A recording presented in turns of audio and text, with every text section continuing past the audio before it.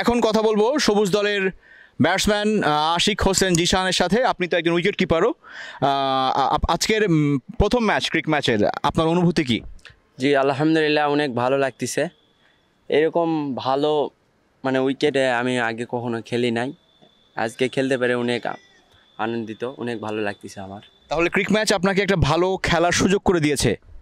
জি আপনার কাছে কি মনে হয় এই ধরনের ম্যাচ আপনি যত বেশি খেলবেন তাতে কি আপনার গেম ডেভেলপ করবে? হ্যাঁ জি অবশ্যই, কেন না, কারণ এরকম গেম খেললে অবশ্যই আমাদের ডেভেলপ হবে, ইমপ্রুভ হবে।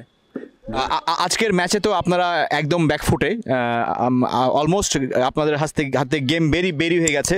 তো কি নিশ্চয়ই খারাপ লাগছে আপনার? জি অবশ্যই খারাপ লাগবে না, কারণ আমাদের বলাররা প্রত্যাশিতভাবে বল করতে পারেনি, এই জন্য আর কি।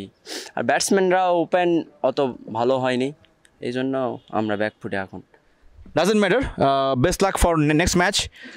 এবং আপনার ক্রিকেট ভবিষ্যৎ কি? আপনার ক্রিকেট নিয়ে আপনার ভবিষ্যৎ পরিকল্পনা কি?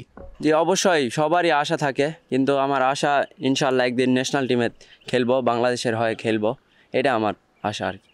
জিসান, আপনাকে অনেক ধন্যবাদ এবং আপনার জন্য এবং আপনার দলের জন্য অনেক শুভকামনা রইল। Thank you sir. Thank you.